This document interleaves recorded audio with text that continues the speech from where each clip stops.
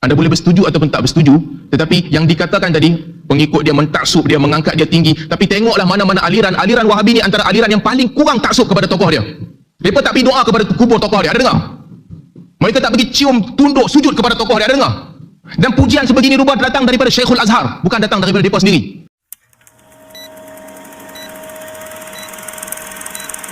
Yang kedua, saya tertarik apabila Ustaz Engku sebut tentang ulama-ulama mazhab menentang Wahabi. First sekali dia bawa As-Sawi Al-Kabir. As-Sawi Al-Maliki, satu orang alim, ulama alim mazhab Maliki yang mengkritik Muhammad bin Abdul Wahab. Bagi saya masa sekejap, saya cek, saya ada maklumat tambahan tentang beliau sebentar tadi, tentang As-Sawi. Baik. Beliau bawa perkataan As-Sawi yang katakan ini adalah kelompok yang suka membunuh. Tapi jangan lupa, dalam hasyiah beliau, Sawi, dan dalam hasyiah beliau terhadap tafsir Jalalain, beliau juga telah mengkritik Asy'ariyah. Mengkritik Asy'ariyah kerana mudah mengkafirkan orang. Itu perkataan dia. Jadi saya tinggalkan tu dulu, saya nak masuk kepada pandangan ulama tentang Muhammad bin Abdul Wahab. Kita pergi kepada mazhab Maliki. Siapa yang paling kenal kepada aliran Wahabi? Ulama Maliki yang tinggal di tanah haram. Antaranya Syekh Alawi Al-Maliki. Dia ada permusuhan dengan Wahabi. Dia ada permusuhan dengan gerakan Wahabi. Ali Syekh tulis buku untuk mengkritik dia. Dan dia banyak mengkritik mereka. Dia duduk di Mekah dan dia tak dibunuh. Dia banyak mengkritik mereka. Dia dikritik oleh mereka. Dia ada pertembungan dengan mereka. Dan Alawi Maliki adalah tokoh besar.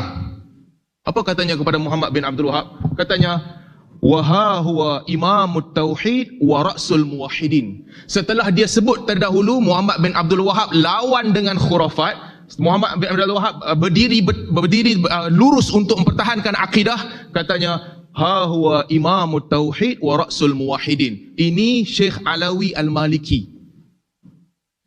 Kalau betul lah semua maklumat tadi macam tadi itu, Muhammad Abdul Wahab ni digambarkan orang yang paling teruk sekali. Macam mana Syekh besar Maliki yang kamu angkat sebagai tokoh boleh memuji dia dengan sebegini rupa? Seterusnya, Yasin Fadani, tokoh besar ulama Syafi'i. Saya quote perkataan Ustaz Engku. Kata Ustaz Engku dulu, dia pernah tulis, dunia pernah memiliki ulama yang sangat hebat dan alim dalam mazhab Syafi'i, iaitu Syekh Yasin Fadani, yang jika diikutkan berdasarkan pemerhatian kita, beliau sudah tentu mampu untuk tarjih semula mazhab Syafi'i. Kata siapa? Kata Ustaz Engku. Ini Syekh Yasin Fadani menghimpulkan sanad-sanad yang ada pada dia. Menghimpunkan puluhan nama guru di sini. Hayat Sindi juga ada di sini. Nama-nama besar. Tapi tuan-tuan perasan satu tak? Apabila beliau menyebutkan tentang Muhammad bin Abdul Wahab, katanya Syekh Abdullah bin Muhammad An-Najdi an abihi Syekhul Islam Muhammad bin Abdul Wahab An-Najdi.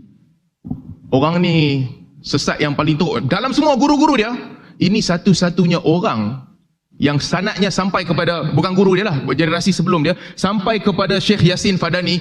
Dalam ramai list ni, ini katanya Syekhul Islam. Apa dia tak tahu pembentangan tadi itu semua? Kenapa? Kerana pembentangan tadi itu semua bukan pasal Muhammad bin Abdul Wahab. Seterusnya, ini guru kepada Tuan Guru ni Abdul Aziz, Hussein Ahmad Madani Diobandi. Beliau menyebutkan,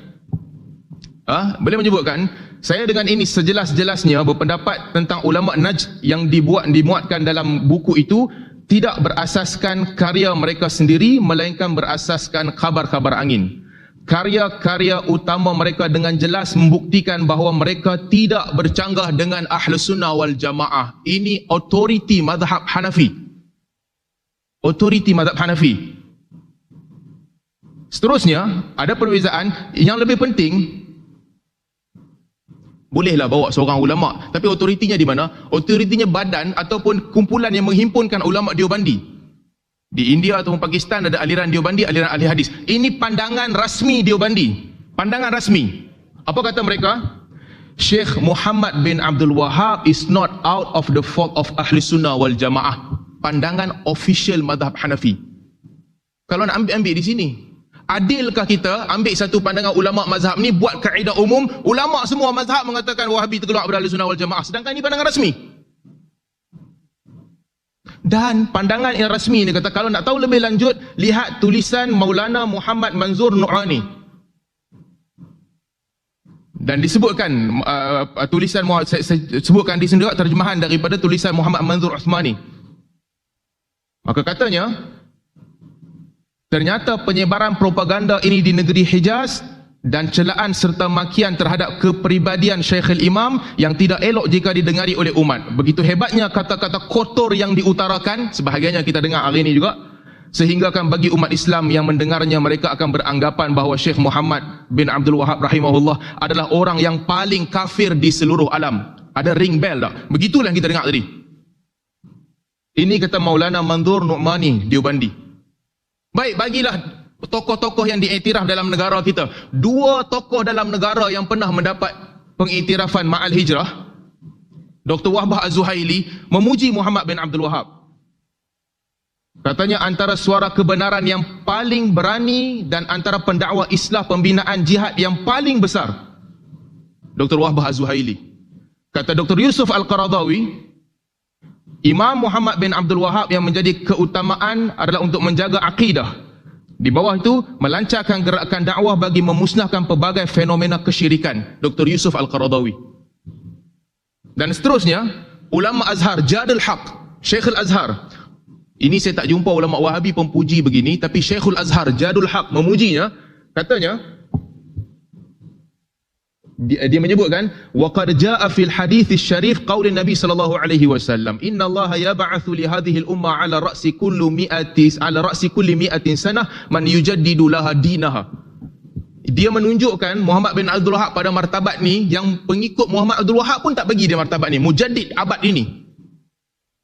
Anda boleh bersetuju ataupun tak bersetuju, tetapi yang dikatakan tadi pengikut dia mentaksub, dia mengangkat dia tinggi. Tapi tengoklah mana-mana aliran Wahabi ni antara aliran yang paling kurang taksub kepada tokoh dia.